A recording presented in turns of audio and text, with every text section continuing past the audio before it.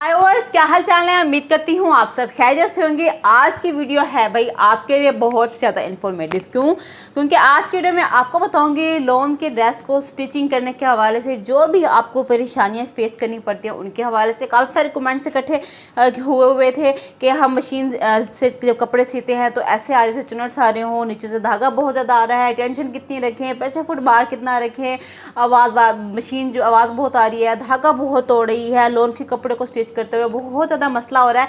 तो आज तमाम सवालों के जवाब दूंगी मैं आपको इस वीडियो में। तो इस वीडियो को कंप्लीट देखिएगा ताकि कोई बात मिस ना हो जाए। फिर आप बाद में पूछते हैं कि आप भी हम ये करें तो क्या करें। तो आज मैं पूरी कोशिश करूंगी कि तमाम सवालात लॉन के ड्रेसेस के हवाले से स्टिच करते हुए जो आपको हो रहे होते हैं वो तमाम आपको मैं हल कर दूँ।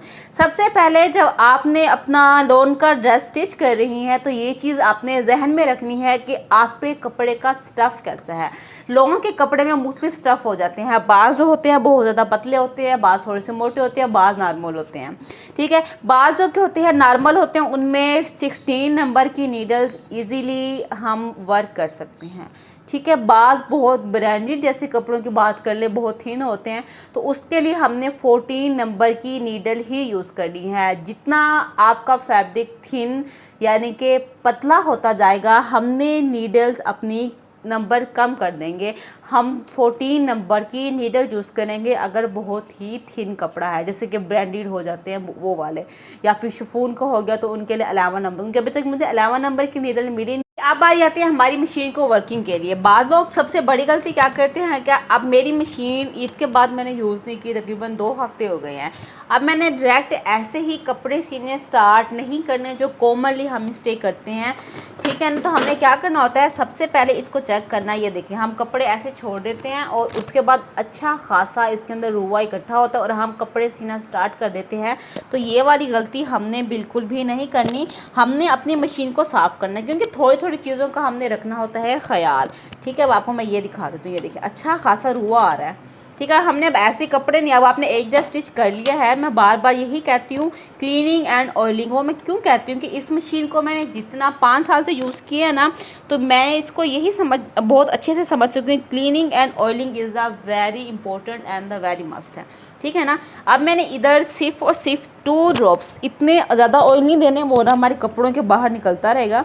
जस्ट 2 ड्रॉप्स मैंने इसके अंदर ऑयल दिए। ठीक है, और मैंने मशीन को चलाना है।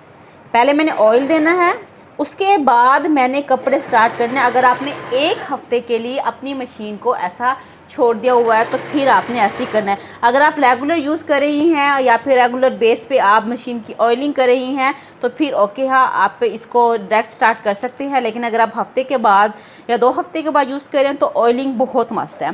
ठीक है, नंबर 2, आप बाद लोग कहते हैं कि नीचे से धागा बहुत ज़्यादा आ रहा है। ठीक है ना, बाद लोग क्या कहते हैं कि हम मशीन को स्टार्ट करते हैं नीचे से गुच्छे के गुच्छे आ रहे हैं तो हमें समझ नहीं आ रही कि हम क्या करें। उसकी क्या वजह होती है?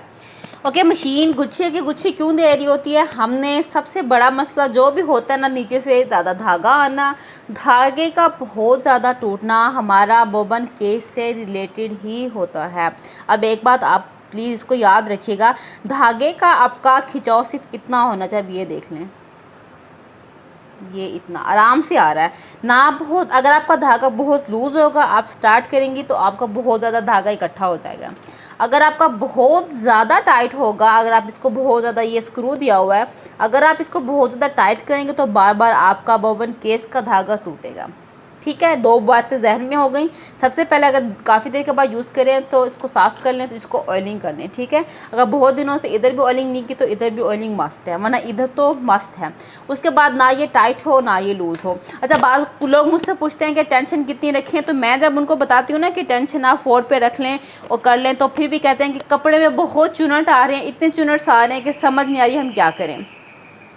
कपड़े में बहुत ज़्यादा चुनट्स क्यों आती हैं? अगर आपने टेंशन अब आपने 3 पे भी रख ली है, ठीक है ना, 3 पे आपने टेंशन रख ली है, उसके बावजूद भी मशीन बहुत ज़्यादा चुनट्स दे रही है। उसकी क्या वजूहत हो सकती है? एक तो आपने धागा प्रॉपरली डालना है। भाई धागा हमने ठीक डाल लिया, हमें क्लियर है पड़ा, क्योंकि इस मशीन में सबसे बड़ी वजह धागे का ठीक ना डलना भी है। आपने धागा बिल्कुल ठीक डाला है तो आपने अपने बोबन केस को भी लाजमी चेक करना है कि ये आपका टाइट ना हो। अगर आप ऊपर से लूज़ कर रही हैं और नीचे से टाइट है तो कोई फ़ायदा भी नहीं है। एक और चीज़ भी, प्रेशर फुट बार का भी अब इधर बहुत अहम किरदार होता है। वो क्या होता है, अगर आपका ये भी नॉर्मल है, टेंशन भी 3 पे नॉर्मल है, लोन के कपड़े की बात कर रही हूँ, ठीक है। 3 ओके होता है। मैंने अब लोन के जितने भी कपड़े सिए हैं मैंने 3 ही रखा है, 3 to 4 इट्स ओके है, इतना ही रहा है मेरा। फिर हमने अपना प्रेशर फुट बार को एडजस्ट करना है कि ये बहुत ज़्यादा लूज़ तो नहीं। अब आप मेरा प्रेशर फुट बार आप देख लें कि कितना है, ये जस्ट इतना नज़र आ रहा है। मैंने लोन के कपड़े और जीन्स की पैंट इतने पे ही स्टिच किया है, मेरी ओके गई है, ठीक है ना।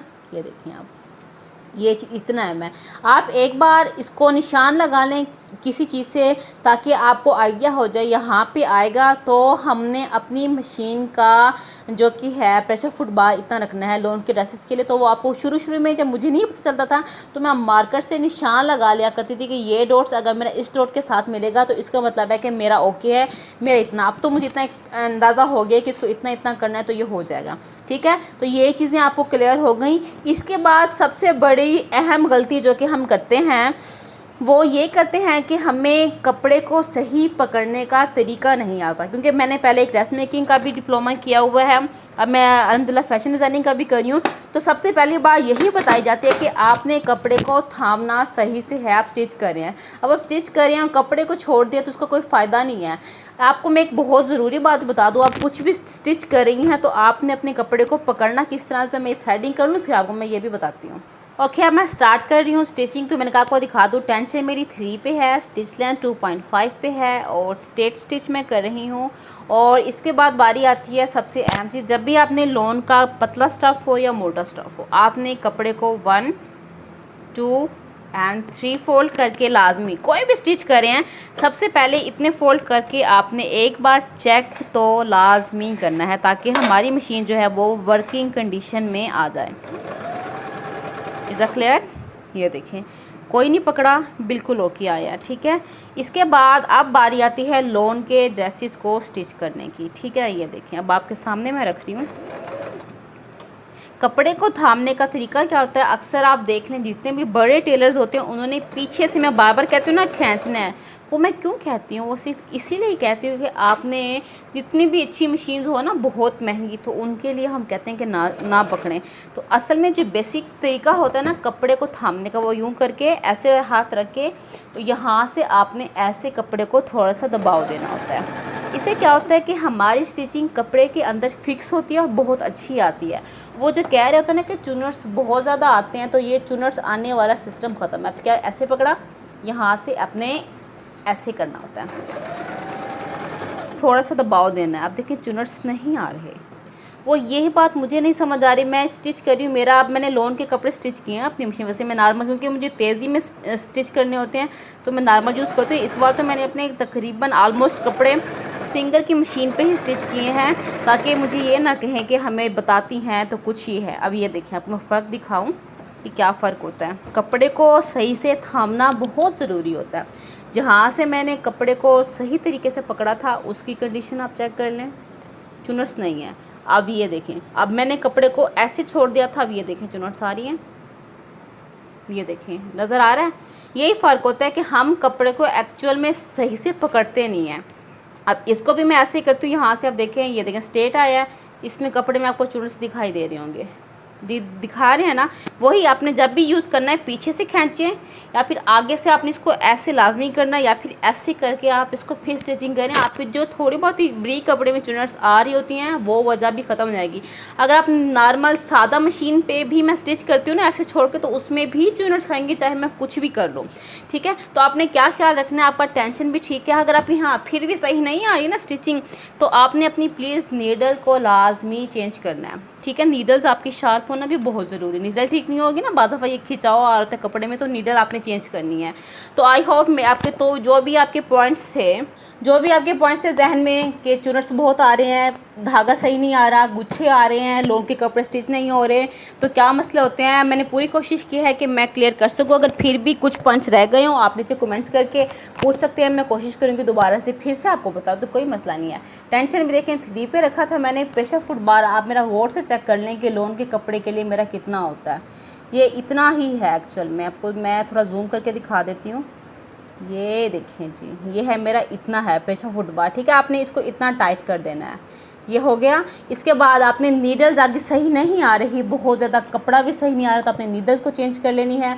अगर आपने टेंशन को लूज़ किया है तो इसके लिए ज़रूरी है कि आपने अपने बॉबन केस को भी लूज़ करना है। ये ना हो कि आपने टेंशन तो बहुत लूज़ कर दी है, आपका बॉबन केस का धागा जो है वो बहुत ज़्यादा टाइट हो, तो ये भी आपका, आपने एक चीज़ अगर आप कर रही हैं ना तो आपने इधर से भी करना होता है, ठीक है ना। या फिर इसको आप नॉर्मल रख लें, टेंशन से आप मूविंग कर लें तो ओके है। तो ये थी मेरी वीडियो लोन के कपड़े को स्टिच करते हुए जो आपको प्रॉब्लम फेस करनी पड़ती है। आई होप क्लियर हो चुकी होगी।